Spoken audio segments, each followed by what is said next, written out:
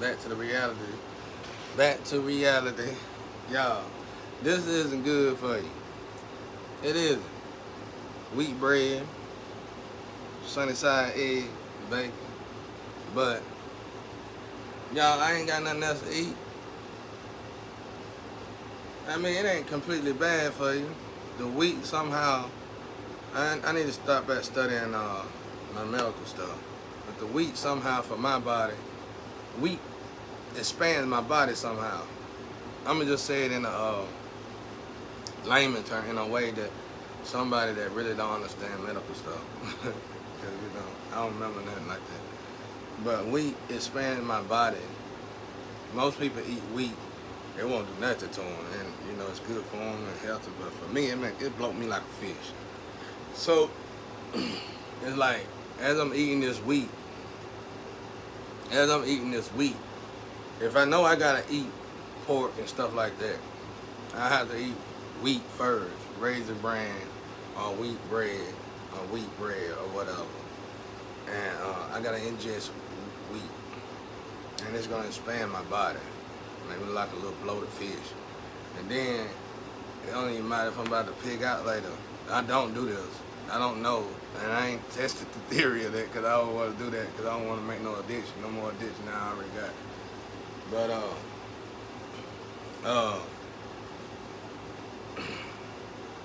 anyway, expand my body. So what happens is when I eat this bad food for a window of time, a portion of time,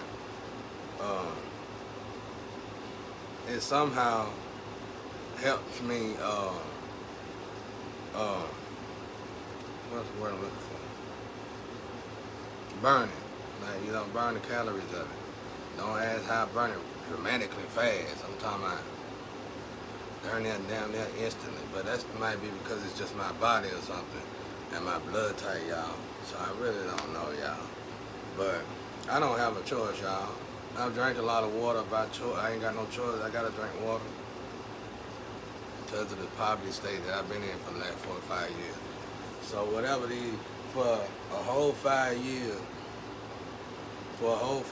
I've been eating liver without what the chef been cooking. It's liver, hamburgers, and chicken. So for me and my grandparents love breakfast. I don't think I ever really seen them eat dinner or lunch, after we eat breakfast, we might cook for everybody else, they do, and might skip lunch and dinner. And I was doing this as a kid growing up, you know what I'm saying? I ate all my grandma cooking, though. She could cook so good, y'all. She put so much love. I miss my grandma. Even though I know she with me, I still miss her. I miss my grandpa too, but he died way before my grandma did. My grandma just died in 2020, something like that.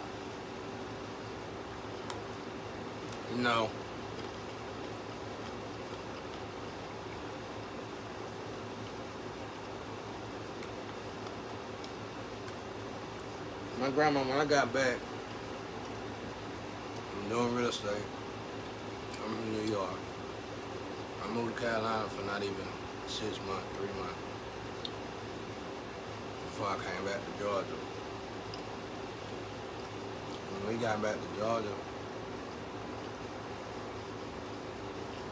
I hope my ex-wife doing good somewhere. I hope you ain't struggling, y'all.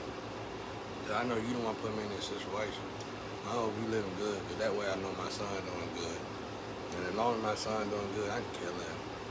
You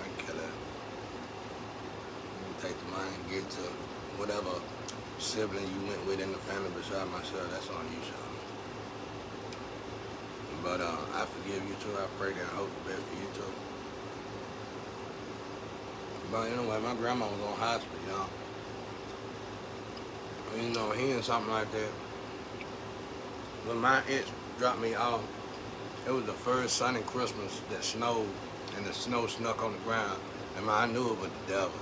I done been to hell a few times. I knew it was the devil. But I didn't know my ex was gonna leave me though. When we finally moved back to Georgia, she had already got a place and stuff, telling me I was fine. I was on the list. I wasn't on the list. I got here. She just went ruckus on me. Her whole family attacked me, and they kicked me out the house.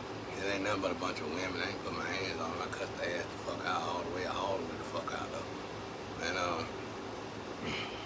And I left all my stuff. I had to leave immediately because of the issue. That's when I caught them charges, them bogus charges. But one or two of them. And I did my time for that. I had to scrape up change for that, because when you in the experiment, ain't nobody give you no money. I had to beg my enemies for that. So, anyway, I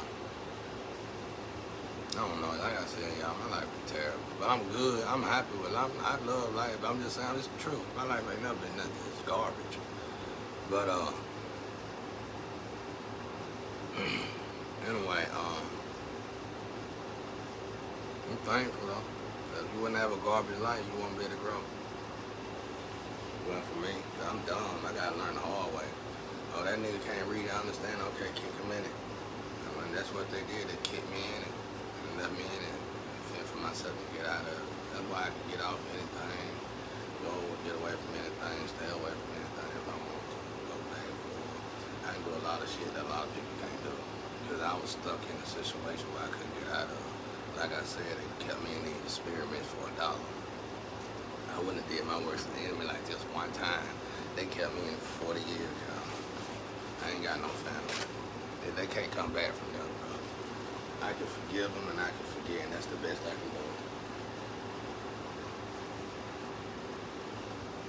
So far as helping them and doing anything for them, if I don't know you, I ain't helping you. If I know you, I'm not helping you at all. But work there, do business. Business ain't not personal.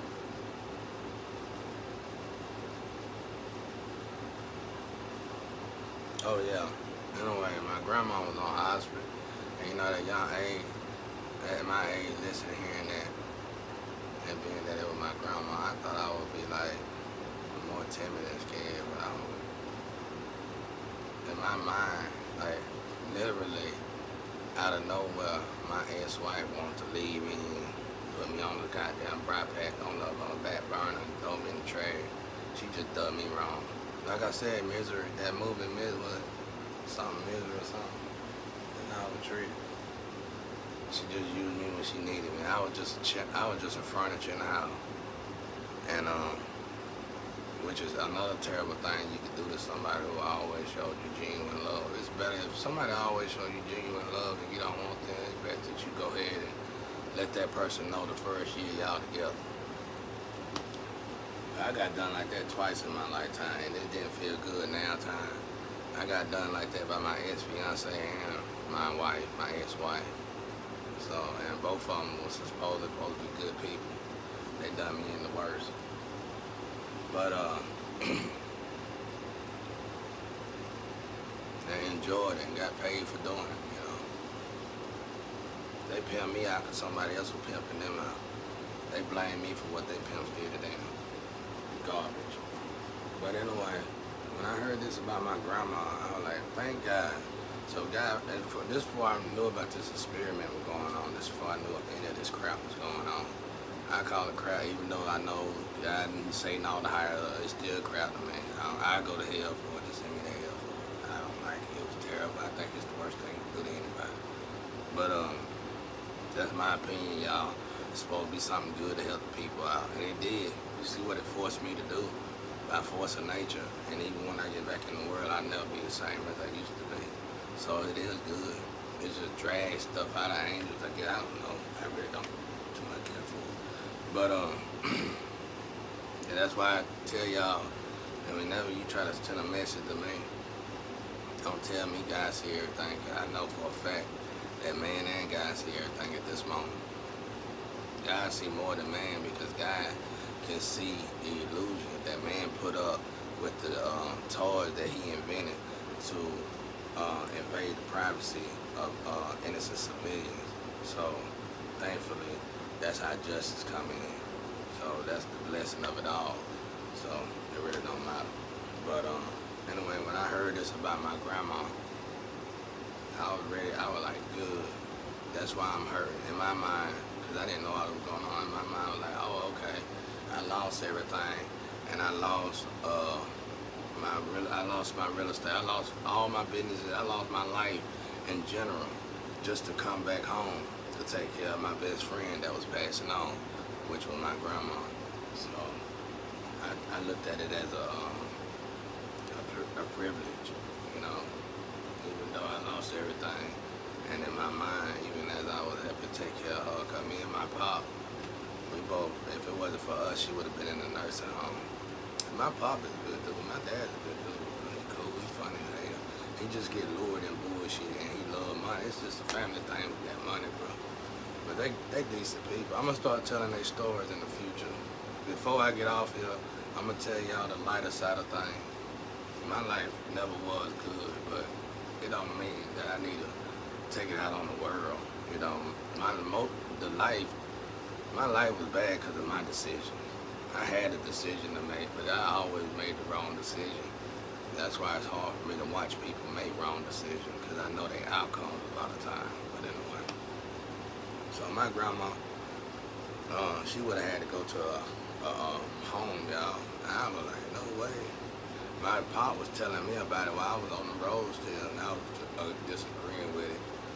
And, you know, and we had to be the hospital for her. There wasn't no nurses coming. So we had to be trained and learn how to do that. I think I went and spent the night with my sister for a weekend and talked to her about it, because she been doing stuff like that most of her life.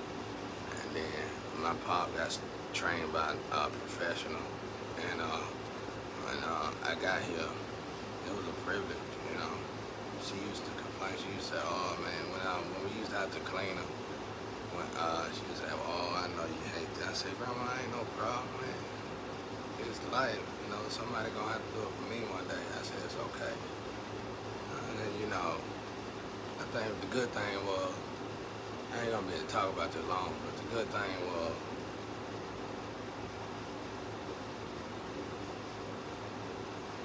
after 2 or 3 times of her